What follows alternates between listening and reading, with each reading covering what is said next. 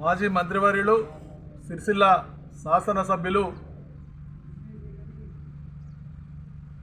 తారక రామారావు గారు నిన్న పెద్ద సభా కార్యక్రమం ఏదో సన్నాహ కార్యక్రమం పెట్టి పూర్తిగా ఈ కాంగ్రెస్ ప్రభుత్వం చేస్తున్నటువంటి పనులను లేకుంటే ఉన్నతాధికారులను కనీసమైనటువంటి భాషా పరిజ్ఞానం లేకుండా ఒక చదువుకున్నటువంటి వ్యక్తి సన్నాసులు అనేటువంటి మాటలు మాట్లాడడం, ఇష్టారీతిగా వారి యొక్క నోటికొచ్చి మాట్లాడడం, దీన్ని తీవ్రంగా కాంగ్రెస్ పార్టీ పక్షాన మేము ఖండిస్తూ, ముఖ్యంగా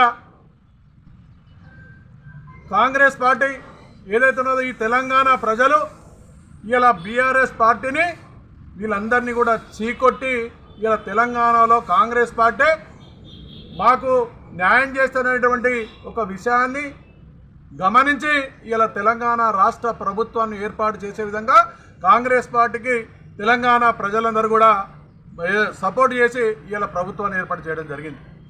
కానీ వీళ్ళు మర్చిపోతున్నారు, 10 ఏళ్ళు బీఆర్ఎస్ ప్రభుత్వం తెలంగాణ ఏర్పడిన తర్వాత 10 ఏళ్ళు పరిపాలన చేసినటువంటి ఈ పార్టీ నాయకులు ఇలా వాళ్ళు చేసినటువంటి కార్యక్రమాలను ఇలా గురువింజ కింద లెక్క వాళ్ళ కింద ఉన్నటువంటి మహిళలను చూసుకునేటువంటి పరిస్థితిలో లేరు. మీరు ఈ 10 ఏళ్ళు అధికారులందరినీ కూడా పూర్తిగా ఏదో గులాబీ కండువా వేసుకునేటువంటి విధంగా ప్రవర్తించినటువంటి తీరు ఇలా సిరిసిల్ల నియోజక ప్రజలు కాదు, తెలంగాణ ప్రజలు కూడా ఎవరు మర్చిపోయేటువంటి పరిస్థితులు లేరు. ఆనాడున్నటువంటి కలెక్టర్లు కానీ ఆనాడున్నటువంటి ఉన్నతాధికారులు అందరినీ కూడా ఇలా బీఆర్ఎస్ పార్టీ ఏ విధంగా చెప్తుందో, వాళ్ళ నాయకులు ఏ విధంగా చెప్తారో గవ్వే చేసిరు తప్ప ప్రజలకు న్యాయం ఏ కోసన కూడా ఎప్పుడు కూడా చేయలే. ఇలా సిరిసిల్ల నియోజకవర్గానికి వస్తే మీరు ప్రతి సంవత్సరం 4000 బెడ్రూమ్లు ఇస్తున్నారు. ఇప్పటివరకు కనీసం 4000 ఈ 10 సంవత్సరాలలో 4000 బెడ్రూమ్లు కూడా పంచినటువంటి పాపన పోలే. ఇలా మేము రాగానే ఒకటే విషయం చెప్పిన, మీరు కట్టుకునేటోళ్ళు ఎవరైతే ఉన్నారో వాళ్ళందరికీ 5 లక్షల రూపాయలు ఇస్తామని చెప్పి ముఖ్యమంత్రి గారు తెలిపారు. ఏదైతే 6 గ్యారెంటీలు ఇస్తామన్నారో తప్పనిసరిగా 6 గ్యారెంటీలు నెరవేర్చే విధంగా ఇలా ఈ సంవత్సర కాలంలో ఉచిత బస్సు ప్రయాణం కానీ, 500కే సిలిండర్లే కానీ, ఇలా రైతు 2 లక్షల రుణమాఫీ కానీ, ఇలా సిరిసిల్ల నియోజకవర్గానికి యారన్ డిపో కానీ 10 ఏళ్ళు ఏం చేసినామయ్యా? ఇలా తెచ్చురుగా వెమ్లాడ పెట్టిరు అని మాట్లాడుతున్నారు. ఇలా 2 రాష్ట్రాలు నూలు కావాలంటే 2 రాష్ట్రాల దూరం పోయేటువంటి పరిస్థితి. అట్లనే నూలు కావాలంటే అక్కడ సిండికేట్ చేసి మీకు డబ్బులు ఇచ్చి సిండికేట్ చేసి 1, 3, 4 ఏదైతే పరిశ్రమల నుంచి మాత్రమే నూలు తెప్పించుకునేటువంటి పరిస్థితి. ఇలా పేదోళ్ళు ఎవరు కూడా బతికినటువంటి పాపన వల్లే, కార్మికులు ఎవరు లాభపడినటువంటి పాలనలో ఇలా నూలు డిపో అక్కడి నుంచి తీసుకొచ్చి మేము ఏదైతే ఉన్నామో తప్పనిసరిగా నూలు డిపో తీసుకొస్తామని చెప్పినాం.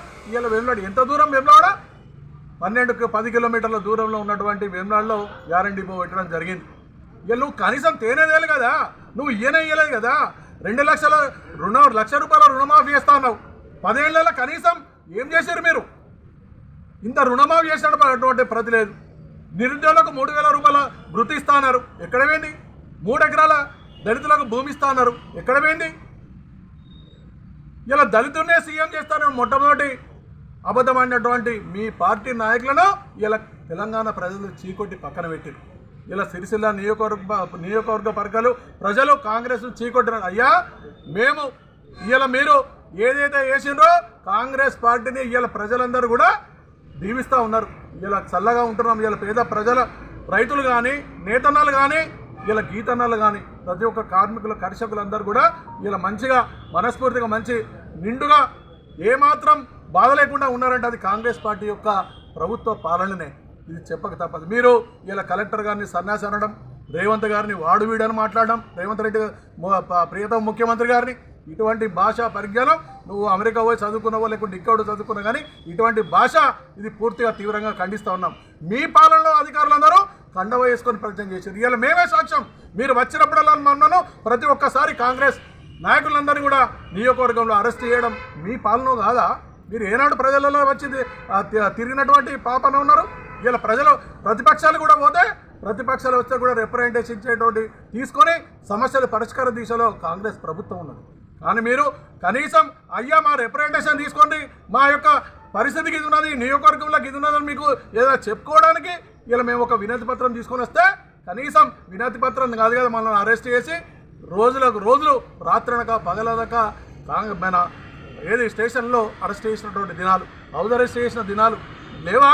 ఇలా మేమే సాక్ష్యం. మా మీద కనీసం 16 కేసులు ఇలా టీఆర్ఎస్ నాయకులు అనవసరంగా పెట్టినటువంటి సంఘటనలు కాంగ్రెస్ పార్టీల మీద ఇవన్నీ లేవా? మర్చిపోయినా ఇలా కాంగ్రెస్ పార్టీ అరెస్ట్ చేస్తున్నానంటున్నావు. అసలు నువ్వు నియోజకవర్గానికి వస్తేనే మళ్ళీ పూర్తిగా అరెస్ట్ చేసి మిమ్మల్ని కనీసం కలవకుండా చేసినటువంటి పాలన మీది. ఇలా నేరాల బాధితుల గురించి మాట్లాడుతున్నావు. ఏం న్యాయం చేసినావు 10 ఏళ్లలో? నేరాల బాధితులకు మీరు ఇంటికో ఉద్యోగం ఇస్తా ఉన్నారు, 25 లక్షల రూపాయలు డిపాజిట్ చేస్తా ఉన్నారు, ఇందిరమ్మ ఇల్లు ఇస్తా ఉన్నారు. లేకుంటే వారికి ఏదైతే ఆ అనుభవం జరిగిందో దానికి మేము తప్పనిసరిగా అధికారుల మీద మేము చర్య తీసుకుంటాం. ఏం చేశారు మీరు? ఏమి చేయకుండా ఇలా నేరాల బతుకుంటే